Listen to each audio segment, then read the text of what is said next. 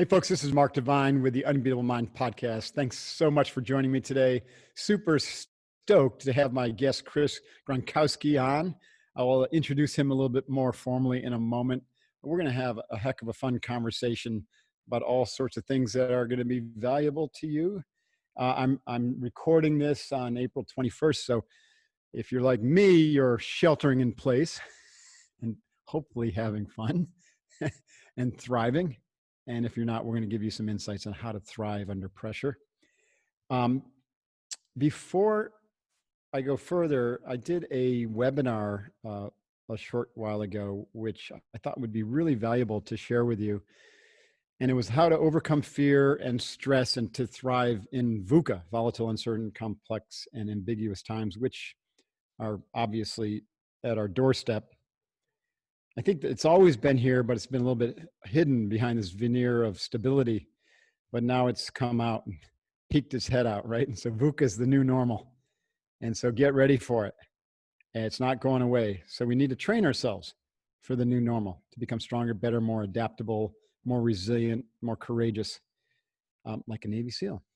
So anyways, if you want to access that training, that webinar, it's like 45 minutes to an hour long, and also access the free training that is we offered at the end of that, which is a 30 days of our Unbeatable Mind training for free, so that you can begin your Unbeatable Mind journey if you're not on it already. Go to unbeatablemind.com/free30, FEREE 30, unbeatablemind.com/free30. Okay, so Chris Gronkowski, you probably heard the Gronkowski name. He's part of a kind of a famous football family, 5 brothers who all went in the NFL. Is that right, Chris? All brothers, all 5 of your brothers were in there? So all of them, besides the oldest brother, Gordy, he actually okay. he was a little too scared to play football, so he ended up playing baseball instead. Did he play professional baseball? Yeah, he went to college, and then he ended up getting drafted late, but he was in the minor leagues for a while and was drafted. Incredible athletic team. I can't wait to learn more about it. And so Chris, you're also so you played in the NFL, I see, for the Cowboys, the Bronx, and the Colts. And then you transitioned into entrepreneurship and have developed a product and a business around that. You were on the Shark Tank. So you've met one of my heroes, Mark Cuban. How do we say his name? Cuban? That guy's a trip. And he's been in the news a little bit lately. Dinging the Small Business Administration's payroll protection plan. Rightfully so. I look forward to talking about all that. But I tell you what, I had a number of NFL players on this show, and I've also had a few NFL players in the past as coaches for my SEALFIT program. And the reason they work so well is because the mindset of the NFL player has similarities to the mindset of an elite warrior. There are some differences. Obviously, the risk level is a little bit higher. But the best of the NFL players are really like the best of the SEALs, right? And they're just different. And it's interesting to talk about that, because in one of my principles, and I don't know if you share this, is that everybody can do that. Everybody can be an NFL player if you're given the raw material, and anybody could be a Navy SEAL, again, given the raw material. It's just what you do with your time, and where do you put your focus, and how do you develop yourself, and how do you essentially create the conditions so that you're worthy of even being looked at and being given the shot. You know what I mean? So it's cool for people to recognize that all of us started somewhere, right? Even a Navy SEAL started with his first set of push-ups, right? And I'm sure that you had a similar thing, because you didn't have to go in the NFL. You could have been a lazy shit and had nothing, had no chance at the NFL, but you weren't, right? And there's a reason that you weren't. Anyway, so let me get off my little soapbox there and tell us about the early years. What was it like growing up with 4 brothers and this? I think was your father a football NFL guy too, or? Yeah, my dad. He played in college. He didn't make it to the NFL level. He was actually, he had us when he was young. Oldest brother he had when he was 23 years old, and wow. I was the middle of 5 boys, and we were 5 big boys, and super competitive. Our parents, they wanted us to get outside. They just wanted us to, get all that energy out, because it was a lot. It was a 4-bedroom house, 5 boys, bunk beds, the whole deal. And we were also that house on the block that all of our friends came to. So it wasn't just right. And this is Buffalo, New York, right? Plus 2, 3 friends as well. So, every day there'd be 10 to 15 kids over, and it was all about, playing sports in the backyard, in the basement, and every day ended up in a fight as well. That's awesome. These are Buffalo, New York, tough kids. You get through one of those winters, or you have to go through those winters every year, man. It's for us, it was awesome. And when it was 40 degrees out, I was wearing shorts, and I thought it was warm out. And we just, our parents taught us hard work is really what it came down to. A lot of people ask, how did 4 of you make it to the NFL, and in the 5th one, go on to also play professional? And really, it was earn every single thing that you had. Our parents never handed us anything. Even when we got scholarships, a lot of kids would get a free car, or the parents would buy them a car and all that. Even at that point, it was still, if you want a car, you're buying a car. If you want to go to college, you're paying for college. So you better get that scholarship unless you want to pay. So we're always kind of, raised that we were going to get what we deserved. And that was it. We weren't going to ever have hand-me-outs, no matter what. Even when my parents did have money, my dad, he's an entrepreneur as well, worked 2 jobs when he was younger. But once they got to the point where they could give us whatever we wanted, it was still, you guys have to earn it. We're not just handing you anything. And still to this day, it's the same way. Mm-hmm. Did you have any milestone moments or hardships that you think helped solidify that kind of attitude or your drive as a kid? I mean, I had a few moments that, I've shared in some of my books, where I had a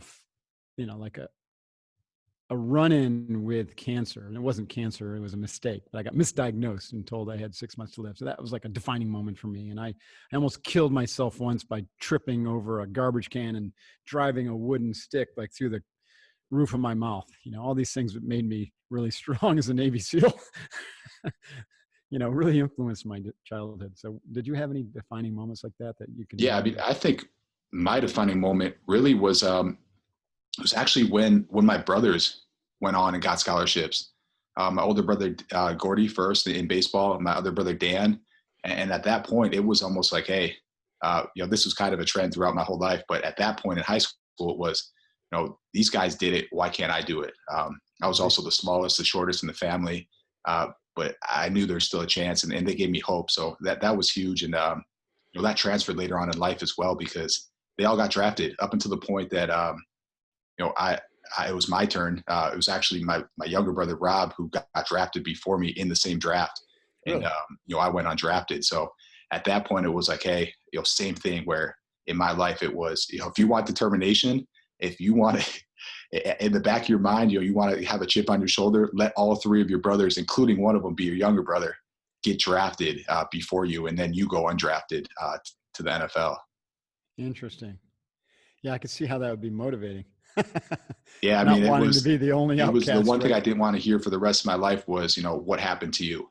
Why did the rest of your whole family make it and right. didn't? What was wrong? And that was the one question I didn't want to hear over and over and over. It definitely drove me to the whole nother level. Yeah, that's pretty cool.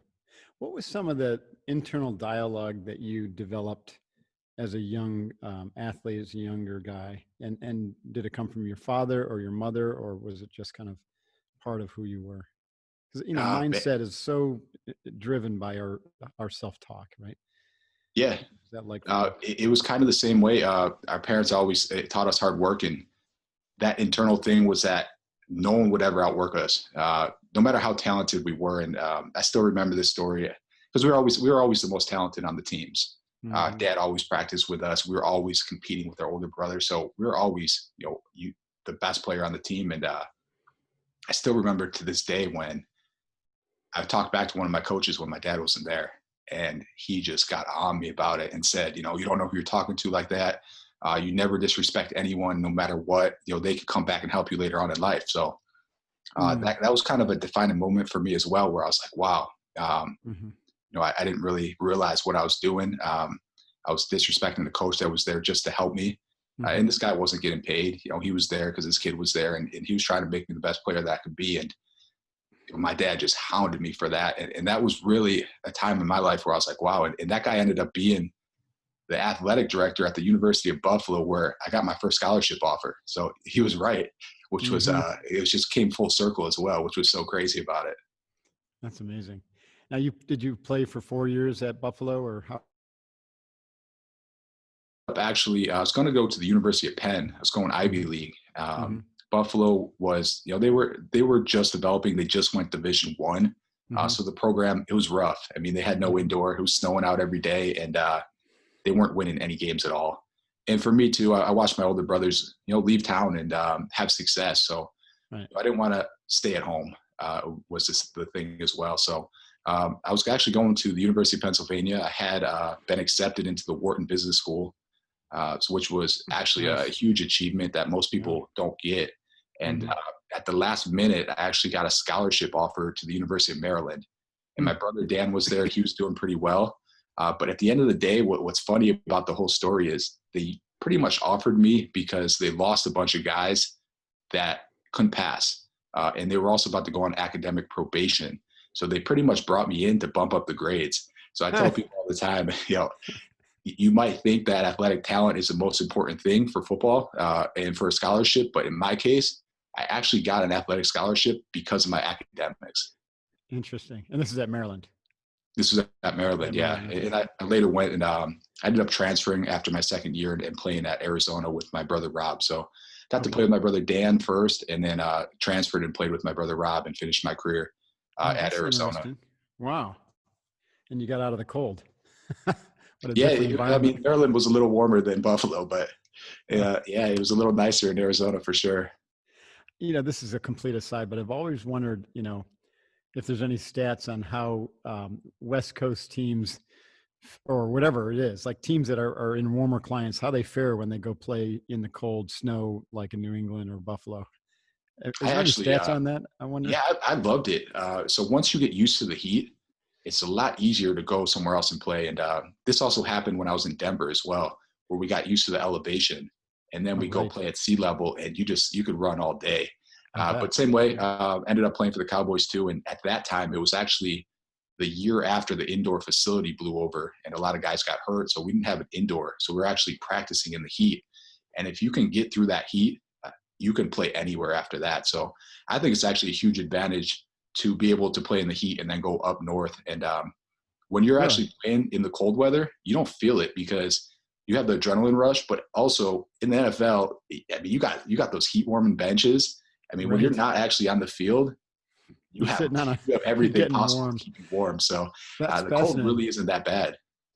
It's, it just seems like the cold would be really hard to play in because, your hands are going to be freezing and catching the ball. But that makes a lot of sense. Heat is actually more debilitating, I think. I think the human being, unless it's long-term exposure to cold and it's going to go hypothermic, kind of has a lot of strategies for how to handle it. But the heat can take people out really quickly, can it? Yeah, the heat's dehydration, bad. Right? The cold, the only time it really affects you is the ball gets really hard. Right. So if it's cold and wet, it's very challenging. But other than that, the cold really wasn't too bad. So let's talk about the transition from college football to NFL. A lot of people are curious about that. NFL's, the elite, and there's a lot of energy around it in this country. What was that like for you? You said you didn't get drafted, you had to walk on, and what was the process like, and what were some of the big insights you had or lessons? Yeah, so I went undrafted, pretty much got a call within a minute after the draft. I played a position where really, maybe 2 or 3 guys got drafted. On an NFL roster, they're going to carry one fullback.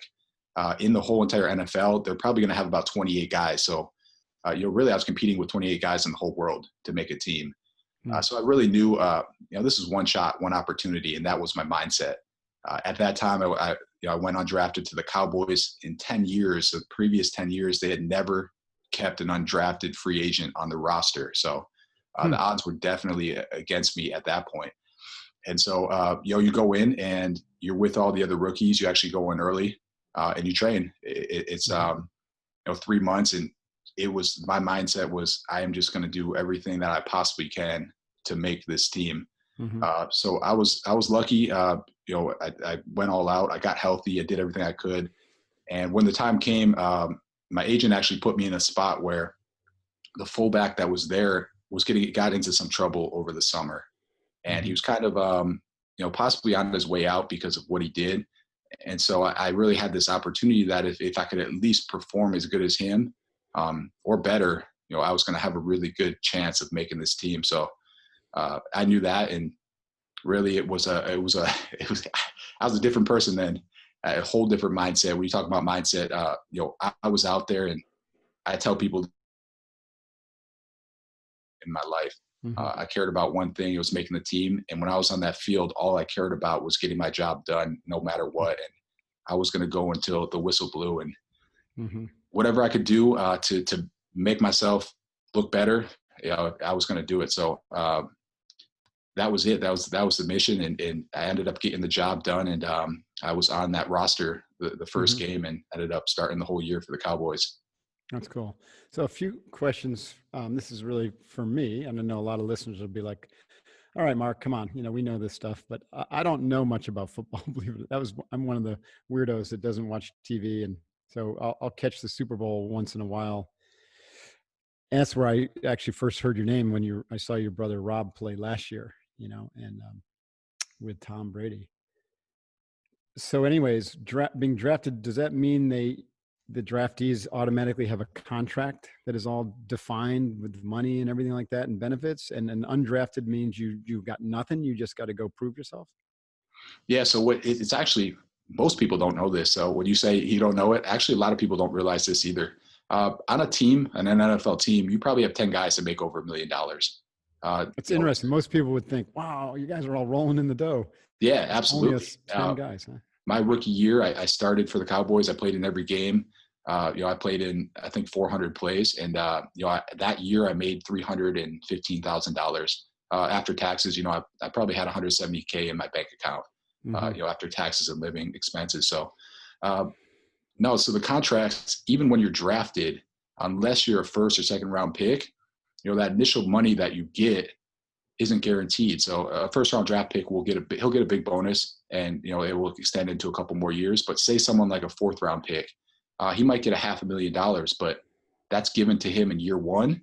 And after that, if he gets cut, he actually gets paid nothing.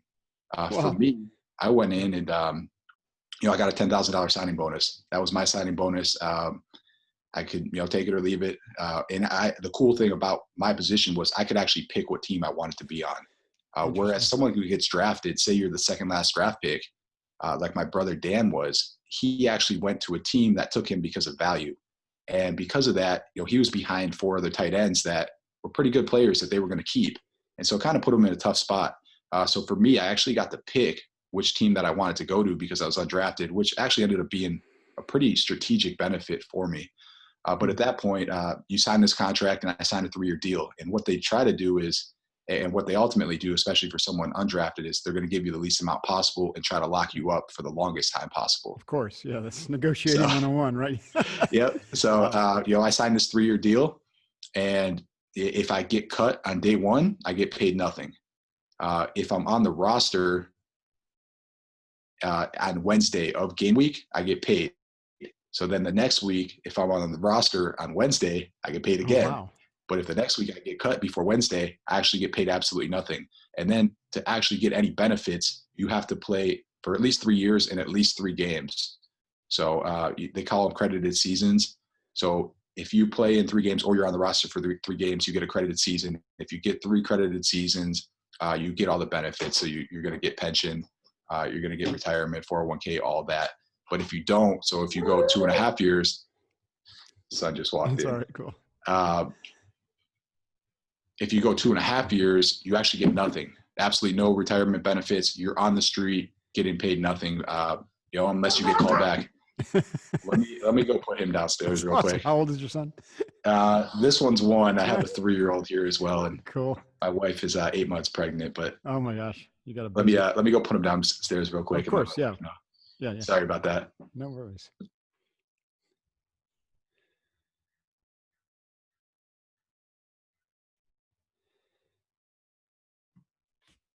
Baby break. Yes, baby. I of course hear Clark in the background. Babies everywhere, awesome. man. Babies everywhere. I wonder how many babies are going to be produced from this lockdown. IKEA is already, call it the COVID boom. IKEA says it's already preparing extra baby things for 9 months from now. No way. Oh, that's awesome. Yep. They're already preparing for increased sales of baby stuff. Yeah. Yeah.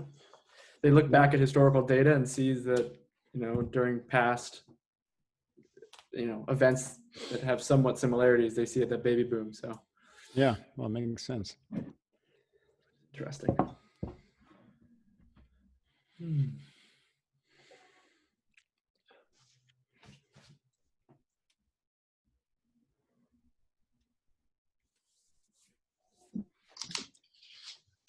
Sorry about that. No problem, Chris. I was just talking to Jeff. On the couch, and then my wife also has a full-time business as well, so she didn't even see him slide right by. Jeff and I were just commenting about we're wondering how many babies are going to come out of this COVID shelter in place. And he said that IKEA is already like stocking up on all this stuff for 9 months from now. Are they really? That's awesome. Yeah, I got another one coming in the end of May. So wow, it'll be interesting. Hopefully everything's kind of cleared up by then. Yeah, let's hope so. Good luck with that. Did those last couple, did my son start talking? I couldn't really. No, it's fine. Okay. Yeah, that's fine. In fact, we'll figure out how to make this really fun. So we were talking about the draft and the contract, like that all makes sense. So you're not guaranteed or anything, and they pay you week by week is what you said, which is pretty interesting. So that keeps the pressure on. And I'm curious though, what's the longevity of the average NFL player? Is it past 3 years, or is it in that kind of 3-year window? Is there a reason they put that 3-year window? Oh yeah, of course. It's actually about 2.5 years. So it's actually purposely set at 3 because most guys don't make it there. So for me, when I made it to my 3rd year, that was a huge achievement for me. I was a guy that actually thought I would never play at that level.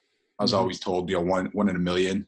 For me, I wasn't even the best player in my own family. I wasn't even the second best player in my own family. So, that shot for me, I thought would never be there. So when I got 3 years, I got the pension, I got all that. That was huge for me. I was able to then go on and actually get a 4th year. And what happened was I actually got hurt in camp, but if you get hurt and released, they have to pay you until you're healthy again. Mm-hmm. And for me, it was a high ankle sprain. It took me about 3 months to come back. And so they had to, at that time, they told me it was 3 weeks and they paid me for 3 game checks. So I actually got another season, but it ended up taking me 3 months to actually recover and get back from it. Mm-hmm. So you played for 3 teams in 4 years? Yeah, I ended up playing 3 different teams. And then my 4th year, I went to the Chargers and I got hurt in camp. So never actually played a game for them, but was in camp with them. Wow. That's wow. Because like, I guess I have this, like most SEALs, stay in and, have a 20-year career. I think our, I guess attrition rate is really low. So the retention rate is really high in regards to career prospects. And it's pretty rough on our bodies, just like it is in the NFL. And we're not clashing with bodies all the time, but we are, slinging bullets downrange and getting shot at and jumping out of airplanes and, spending time underwater. So there's it's rough on the bodies. Absolutely. But at least we can think like, anywhere. Most people go in and think, okay, at a minimum, I'm going to have a 6-year career and likely I'll end up over 10 or 20. And then we don't vest any retirement until 20 though. It's a whole different mindset. So you guys go in literally almost like surviving week to week, and then it's year to year. Yeah. And most people don't make it to even year 3. That's really stunning to me, even though it might be common knowledge out there. That's stunning. How long has your brother Rob been playing? So my brother Rob played 9 years. He actually announced today that he's getting traded to the Buccaneers, and he'll be coming back for a 10th season. God, New England must be reeling to lose both your brother and Rob Gronkowski, and they were a great team together, weren't they? Was that why? Yeah, did your brother kind of coax? Amazing. Did Tom coax him down there, or how did that come about? I think he did. I don't have the full details, and my brother actually didn't even tell our family until today. So I had an idea because, he said he was training for life is kind of what he was explaining to us when we saw him doing these crazy workouts. And, and I couldn't tell if that was really the case or not, because I still train like I would be playing a game. It's kind of just in our blood. It's something we've done our whole lives. And so to see him training hard wasn't really like a huge flag. And, he also then started catching passes and stuff like that on the weekend and got a little more suspicious with it. And, he ended up, telling us today that he thinks he has another year in him. So good for him. That'll put him at 10 years, right? Yeah, which is Tom was in the news today too, because people were criticizing him for practicing in a park that was closed due to the COVID virus. Oh man, where else is he going to practice? In his basement? Come on. Yeah. Well, we don't have to get into all that stuff right now, but maybe later. So, so you mentioned, I was going to ask you what your training looked like when you were in the NFL, but actually I'm more curious of what it is right now. You mentioned you train hard. I love training. Not a day goes by where I don't do something hard and functional, and also integrate my yoga and martial arts training. And it really is the center post of my day. So what is yours like? How do you train every day now? Absolutely. My training has changed a lot just because of all the quarantine and the lockdowns. And for me, it was always, I was going to wake up at 4:30. I was going to go to the gym, and I would usually lift weights. And then I would actually, I would play basketball with a group of guys. So we'd play Monday through Thursday. Right. And that was really that competitive nature. And it really was a stress reliever for me as well. So when all this went down and I couldn't go to the gym anymore, it was tough at first for me. It was a huge adjustment. I would wake up at 4:30, but I couldn't do anything at 4:30. So my whole schedule just got completely thrown off. And I struggled for about a week. And then I said, man, I need to just take a piece of paper and write down exactly what I'm going to do each day and get it done. Because, once I got thrown off at 4:30, it was hard for me to then come back and try to get a workout in, say at about 1 o'clock or whenever the kids were taking a nap, and it was changing all the time. So that was one of the hardest things for me, but now I kind of have it down. I'm going to do an at-home workout. What I've been doing actually is I've been waking up and I've been running. I've never been a runner. I've always hated running. I had a pair of running shoes I was given because we actually sponsored a charity team for the Boston Marathon, and they sent me out a pair of shoes, and I'm like, I'm never going to use these things. I don't even know what the point is keeping them. So when I cleaned my house out during this whole quarantine, I actually put the shoes in the garbage.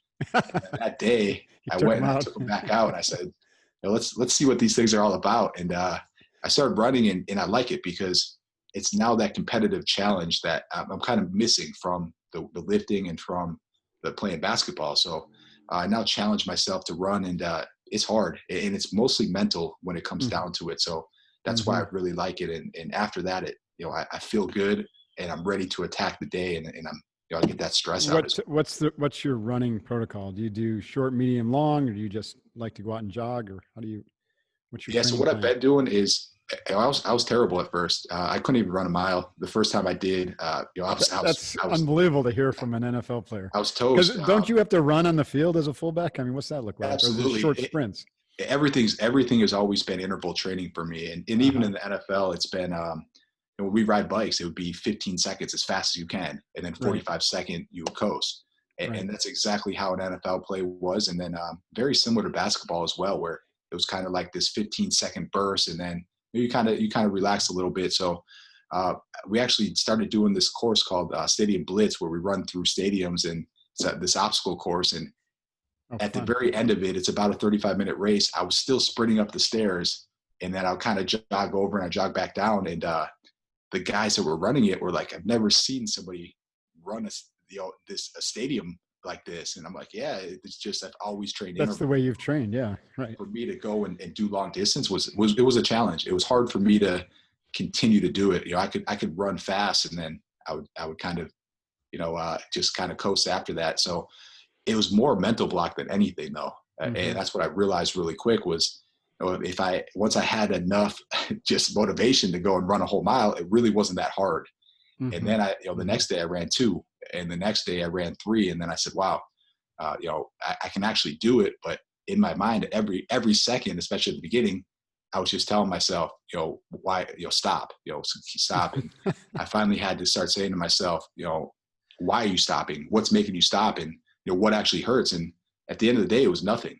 It was just my mind. And it was having to be stronger than my mind. And once I did that, then I was able to run further and further and further. I love that. Anyone listening who's thinking, man, I'm not sure if I really can run long distance or get out there. Well, you got an NFL player who struggled to run a mile and then 2 and then 3. And it all really is in the mindset. You're right. Because these legs and these bodies were built for running. Now, if you've treated yourself poorly, you might have some remedial work to do, right? To get into the condition to run, but anybody can start, start with a fast paced walk and then jog and then your first mile and then your second. But it's what goes on up here that counts, right? Up in the head. Absolutely. The self-talk and, just those milestones and chunking it out into bite-sized chunks like you did. That's great. So you found a new skill. And I think that essentially is, one of my common themes that I've been talking a lot about, both with my team and family and also on these kind of podcasts is, man, what a great opportunity this is, right? So instead of sitting down and gnashing our teeth at, having to shelter in place or, deal with this whole kind of reaction to this COVID-19, what can we do different? What can we do better? And how can we come through this stronger, right? And more focused and actually maybe even have a new vision for the future. I think we can all ask better questions and come through this stronger, both individually, our teams, and even culture at large. Right. And what are some of the things on that note? What are some of the things that you will do different after this? Obviously, it sounds like you'll keep running. That's one thing. Yeah. It's something I never thought I'd do. And I'm actually excited that I started because, we do compete in the Stadium Blitz with all of our brothers, and I was the champ. And, that's cool. My brothers started to get a lot better and train as well. And, really started catching up to me. And the last race, my other brother beat me by 1 second. And so to go out there and run, I'm pretty excited about it because I know I'm going to be able to really do well the next time we go against each other. And I'll probably. Are your brothers all down there in Texas now with you, or? What's that? Are your brothers down there in Texas now with you, or how does? So one of my youngest brother is my oldest brother's in the New England area. Second oldest is in Buffalo with my dad and running my family business. My dad's been in the fitness industry for over 30 years, selling fitness equipment. Oh, cool. And my brother Rob looks like he's heading to Tampa, which is interesting. But no, there's a lot of stuff. How do you compete in the Stadium Blitz then? Is it virtual or? So it's actually an obstacle course race with 15 obstacles through an NFL or a college stadium. So it's we ran so 2 of them last year. Compare on time, or do you actually run together in the same day against each other? So it's actually a point system based on time. So if wow, you complete an obstacle, you get points. You can also skip it if you want, but you don't get those points. And then you also get a point for every second that you beat the clock by under 40 minutes. So it kind of gamifies it where you can skip an obstacle if you want, but if you can get through that obstacle fast, you actually have a huge advantage on somebody that can't do it. So pretty cool concept. And there's also obstacles that you could fail. So say like the balance beam's worth 200 points, which is 200 seconds, which is 2 minutes and 40 seconds in points. Well, if you fall off the balance beam because you're going too fast, you don't get to go back and retry it. You just lose out on those opportunities for points. So it's gamified.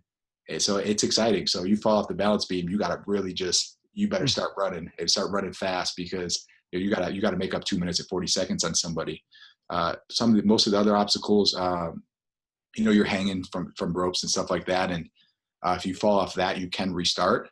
But if you restart on a longer obstacle like that, you're losing a lot of time as well. So sometimes it's better to just go, especially if you're really tired and aren't going to be able to do it. So it's something that we started last year. We did 2 of them in 2 NFL stadiums. We had a whole tour built out for 2020. We were able to do 2 of them, and then the rest have got canceled so far. Right. But so this we is are a coming to concept California. that you came up. I'm good friends with Joe DeSana of Spartan, and their obstacle company has completely come to a standstill right now as well. Oh yeah.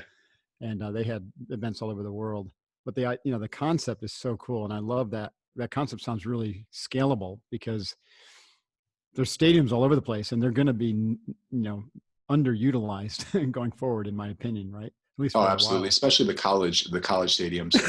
They really only play, they really only use it for games, and that's pretty much which they only play, 8 games at home, maybe a year. So other than that, they're almost never used. So it's kind of like free inventory. And it's a cool partnership as well, because you can partner up with this built-in fan base pretty much with the university, and they're going to help because we're doing split revenues with them. That's so cool. What do you call the concept again? Stadium racing? What's it called? It's called Stadium Blitz. Stadium Blitz. Yep. And it is very similar to Spartan. They also do run through stadiums. They're more geared towards, a little more hardcore. You're going to go out there, you're going to run through mud, and we're really geared more towards fans. So we're trying to give people an experience of coming on the field. It's going to be at night. The lights are going to be on, and you're going on your favorite field where your favorite players have played. And, a lot of times in most of the events, our family's there as well. So you get to meet, an actual player as well. Oh, that's cool. Now, this isn't your first entrepreneurial venture. Tell us about the transition, from NFL into entrepreneurship. And I know you were on the Shark Tank. What was that like? What were some of the biggest lessons you learned, in that transition? Yeah, for sure. This is kind of a cool story. It actually starts with a whole different business that my wife started. I went to 4 teams in 4 years, and, counting college, we moved 5 times in 4 years. So at that point, after year 3, my wife said, "Hey, I am not finding another job. Like this is getting ridiculous." Right. And she actually said, "I'm going to find a way to work from home." And to me at that time, I was making good money, and I just said, "That's great. Like if you could do something and just at least keep yourself busy and make a little side money, that's awesome." So she started hand painting wine glasses, and I came home and she was baking them in the oven, and I was just like, "You got to be kidding me! This is what you came up with?" And I kind of laughed it off, but she liked it, and they started to sell, and they started to sell so much that she couldn't keep up with it. And then at that point I was like, wow, like that's actually pretty interesting. I can't believe you're able to sell these. And she put together a whole business LLC, and she had to find a way to scale it. So her mom started helping her, but that wasn't enough. So she had to go from hand painting to actually using outdoor vinyl. And at that point, she kind of realized that the wedding industry is perfect for this. And started using websites like Etsy that had a built-in customer base. And the next thing I knew, like this thing was it was exploding. So at that time, it was after my 3rd year, I was looking for a new contract. I ended up signing with the Chargers, but in the meantime, I started looking into it and said, wow, like there really is this great opportunity here for personalized gifts. The only company out there at the time was called Things Remembered, and it was really expensive. It took a long time, 1 to 2 weeks to order something online and get it turned around, or you had to go to the mall and you're paying some good money for this. So I ended up coming back, and we put a lot of my NFL money into commercial grade laser engravers, and we started this business. And within a year, we actually started making more money than I was making playing football. So super profitable. It was crazy. We're working out of our house. Had a 3-car garage full of just product. I had a spare bedroom that we actually had these laser engraver fans, because when you laser engrave, you burn it. So you're burning the wood and you're creating smoke. So you have to actually vent it. And we're venting it out of our guest bedroom in our house. And it was crazy, but it really was. It was kind of like the American dream. And it was just me in this room. And then pretty soon it was our brother-in-law was in there. And then pretty soon after a year, we had to finally get out of the house and, get a store and a warehouse. But that was always my wife's passion. So, I loved it, made a ton of money. I put my heart into it. And, I did business, that for 5 years. You still own the business, or did that? Yeah, we still own it. It's still growing today. It's called Everything Decorated, and it does really well. Still on Etsy. It's one of the best shops, biggest shops on there. Has a website as well. But what's the most popular product? So the most popular it's actually a pocket knife. So a pocket knife, we engrave them with, it'll be anything from "I love you" to something like, groomsmen and the date on it. And what's cool about a pocket knife is people actually use them. So you give them a gift that's personalized that they don't just throw in the garbage. It's a nice pocket knife that they end up using for the rest of their life. And so it's cool. Done really well for us. But really anything, she has robes, she has really anything for the wedding industry, bridesmaid, groomsmen gifts. And it's actually, something that we never thought would go away. But during this time right now, weddings are actually canceled. So Yeah, it is something that we had to pivot on. And, she actually started making gift boxes for birthdays and stuff like that say, she showed me one today. It was something about happy birthday from a social distance. Right. I love that. You got to pivot, right? You got to move fast. So, got to be agile. What's the name of the company again? We'll get it's this. Called Everything Decorated. So it's everythingdecorated.com. Decorated. Yeah, she just showed me a box and she said, look at all these sales. And I think she had like 40 sales and she just put it up a couple hours ago today. But it's something that you have to pivot. You have to find a way to get through it. And she is. And we've been blessed that, the sales are still coming in, because I thought they would completely stop once people couldn't have a wedding anymore. So that's where we were with that. And I still help on that as well today. And she helps me on certain things as well. So it's a really cool relationship. And a lot of our employees will actually help out when certain events happen as well. When one person, one business just has too much on their plate, we're actually able to help each other out. So that's been good. But for me, it came along, I was continuing to work out every day, and I was at the gym, and I was here in Texas, and that's when this idea hit me for Ice Shaker, which I ultimately then got on Shark Tank for. But I was at the gym. I was using a plastic shaker. They've been around forever. I had a cabinet full of them. And when I went to the gym, by the time I got there, the ice had melted. I was making these little sweat rings on the ground at the gym. And every time I did a set, I put it down and it'd make a sweat ring. And I took a sip of it and it tasted awful. And I just said, man, there's got to be something out there that I can go buy that will at least keep my drink cold. And I still also needed it to be pretty easy to fill and mix stuff in, and then easy to clean. So went home that day, and there really was nothing out there. I mean, there was insulated bottles. Thermos had made bottles for years, but there really just wasn't that bottle for everything. That bottle that you can easily fill with powder, shake it up, and then easily clean it, and also keep your drink cold. And so I went on a journey really at that point to make the best insulated bottle that I could. And the idea really wasn't just to make it for the gym. The idea was, let's make one bottle for everything. So I could bring it to the gym, but I could also bring it to work. I could bring it on the airplane. I could bring it in the car. Instead of having 5 bottles or cups in my sink at the end of the day, I really just wanted to have one. And so that's what I did. Was able to get about $80,000 in sales in the first 3 months. I'm sorry, 6 months. And I was able to get on Shark Tank. And at that point, I felt that I had just enough sales to at least convince them that it was something that people wanted. So how did you do that? Did you contact Shark Tank and submit an application, or they track you down? It's actually a pretty cool story. So in 2013, when I was still playing in the NFL, I had this email come through from my agent. And my agent, he sent this just an email to everyone and said, hey, the producers at Shark Tank are looking for any former or current players that would like to come on the show. And so at that time I was like, wow, I love this show. I wish I could go on there. And so they want a story as around the founder as well as just the concept. I guess the show is. Yeah, absolutely. There's always some interesting. Right. Yeah. It's all about entertainment at the end of the day, and about ratings. And so they knew that if they can get a pretty good player, they were gonna, they're gonna be able to pull a new audience in that might not necessarily watch the show. So I reached back out at that point.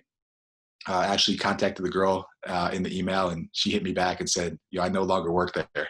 I was like, oh man, come on. And so I then got an email shortly after and said, I did find out who works there now. And she put me in touch with her. So at that point, I think it was the producer at the time, hit me up and just said, hey, please submit a video. And here are the guidelines, and make it the best you can, because this is kind of your one shot to impress everyone. So I made this video, and it was ridiculous. I didn't know how to edit, so I was trying my best, but I shot some videos of me working, and I was ripping my shirt off, and I was throwing in like clips, catching football passes and touchdowns, and it was crazy, but at the same time, it was entertaining. Right. I'm like, all right, I hope this works, and I set it in, and it was probably only a couple minutes long, and just figured like, don't make it too crazy, don't make it too long, but make it entertaining. And I got an email back the next day, and they said, hey, we absolutely loved it. And, now here's about 500 sheets of paper that you could fill out. Right. That's your business plan, right? They just hit you with really everything to protect themselves. But it's a lot of paperwork, and then still a lot of work from there. It's still about a 3-month process to actually get in front of the Sharks and actually pitch. And what's crazy about it, and what most people don't know, is that even if you pitch, you might not air.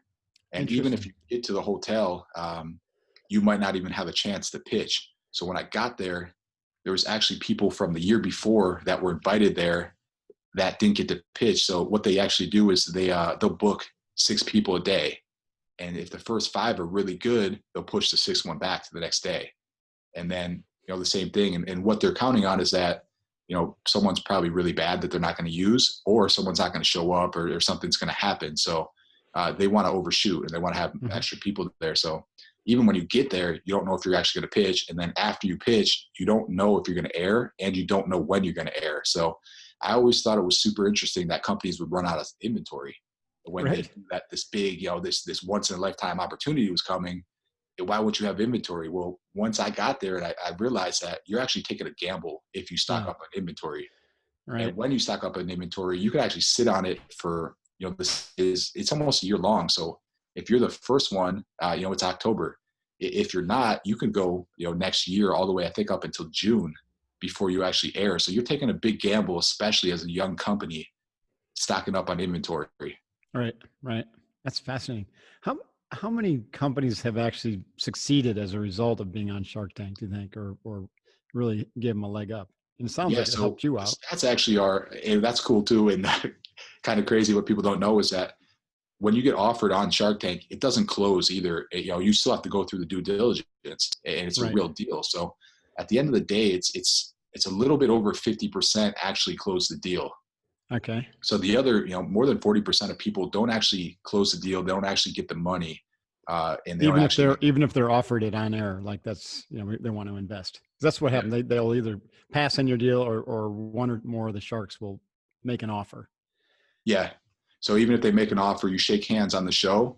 If the Sharks come in after and do the due diligence, and maybe you kind of didn't tell the truth, or something happened, or even if they change their mind, or you change your mind, that you can walk away from the deal still. So, only I think it's about 55% of them actually close. We did end up closing. But either way, if you air on that show, it's the exposure is huge, and it is everything that they say it is.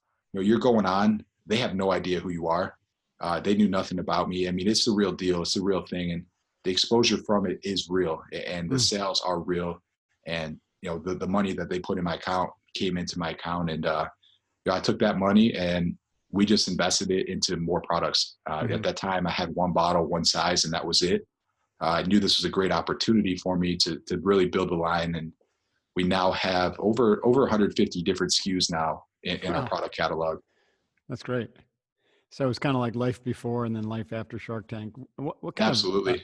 Do they take the same equity, or is every deal a little bit different? I mean, so every deal is different. I went in asking for $100,000 for 10%. I ended up getting $150K for 15%. So I still had $1 million valuation. At that time, I only had $80,000 in sales, but I was so new, so it was hard to put a value on it. Looking back, I wish I went in higher, but of course. It is what it's great. I mean, without them, I wouldn't have supported you afterwards. I mean, have they become, advisors or offered, Yeah. So Mark has been absolutely amazing. So he built out a team. He's been doing it for 10 years, and he has over 100 different Shark Tank companies. So he has a full team. I have an advisor that's assigned to me. I actually talked to him today.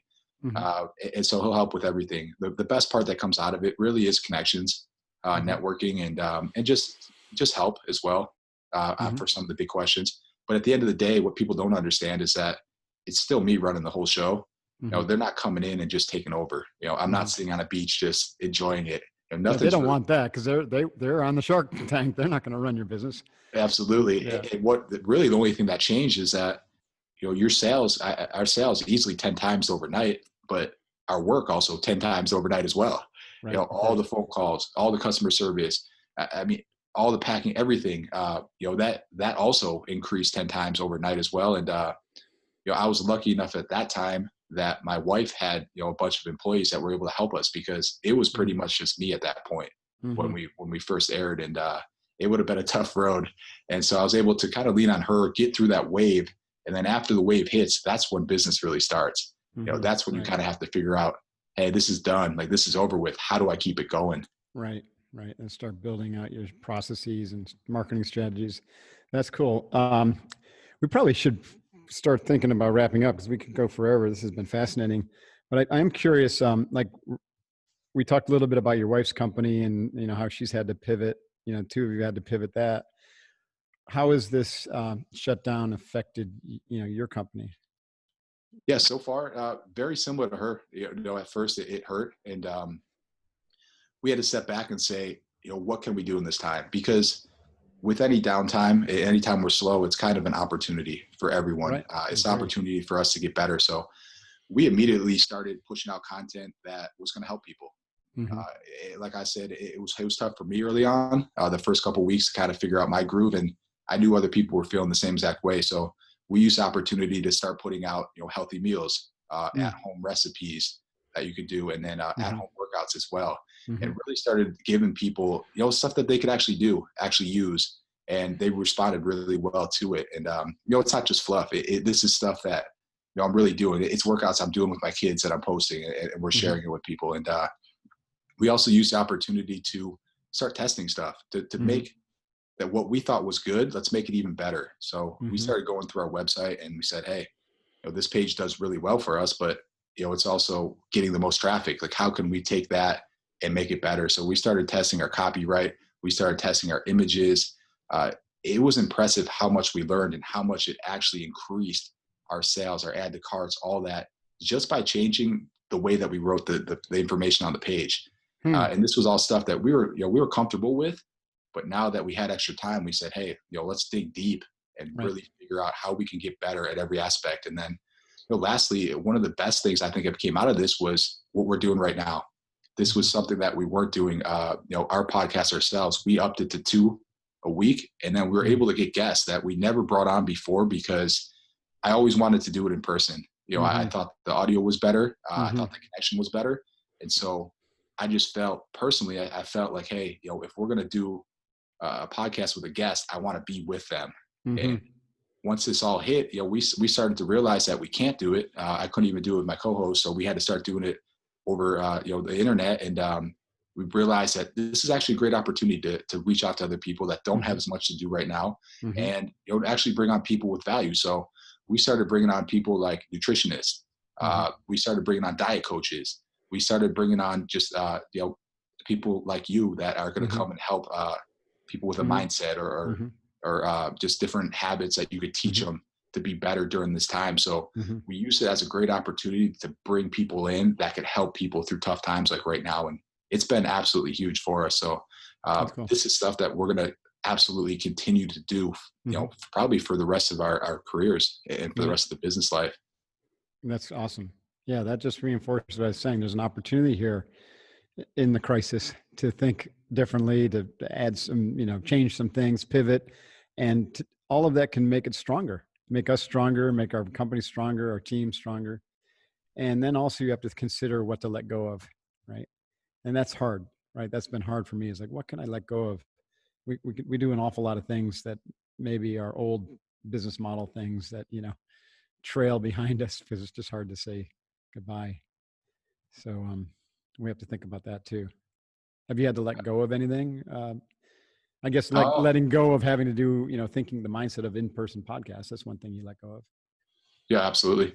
Yeah. And it's been another thing. And I think it's kind of funny because I'm actually wearing the headset to my video games that I let go of 10 years ago. But we even started to get into new markets with our product and reach new demographics. And one of them actually is the video game demographic. And it's a sport after all. It's a sport. Hard for us to wrap our head around that, but that most people are sitting at home right now gaming, and we actually make a bottle that it doesn't sweat, so your hands are going to stay dry while you're gaming. They're not going to get cold.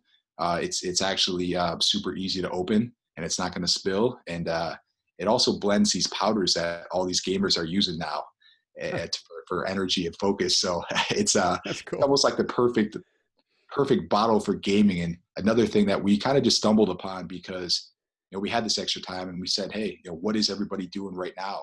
And what they were doing was, they're gaming and they're watching TV and different movies. So we tried to figure out a way reach that demographic. And so far we've been pretty successful with it. That's pretty awesome. Well, Chris, it's been an absolute joy to talk to you. What a lot of fun. I love your mindset, and I love what you're doing, and I appreciate you taking the time today. And absolutely. Thanks so much for having me on. Yeah, I'm glad we got to meet your kid. Yeah. one of two for now. One of two for now. And yeah, congratulations on the next one due in. Next one standing in the breach, so to speak. It's going to be interesting. It's May, huh? What's the due date? May? Yeah, May 28th right now. So it's pretty late, and hopefully this is all blown over by then, so we have nothing to worry about. Yeah, let's hope so. Cool. Well, thanks again, and stay focused, and I look forward to being on your podcast soon. Absolutely. Thanks so much, Mark. Yeah. Thank you, buddy. All right, everybody. That's Chris Gronkowski, and you can check him out at Chris Gronkowski. His podcast is Gronk'd Up, and his business with his wife is everythingdecorated.com. And his business is Ice Shake, right? Shake Ice. Yep, iceshaker.com. Iceshaker.com. Anything else you want to put out there in terms of social media or websites? That's it. At Iceshaker Bottle is our handles on Instagram, Sure. Twitter, Facebook. That's another cool thing that we've been doing as well is even Pinterest, TikTok, LinkedIn, all that Chris Gronkowski. Across the board, different platforms that we've been starting to hit because of all the extra time that we have. Right. Then you're going to wonder where all the time went. I know. My day goes by pretty quick, actually. No doubt. All right. Thanks again. And thanks everybody for listening. This is Mark Devine, the Unbeatable Mind podcast. We'll see you next time. Stay focused. Hoo-yah.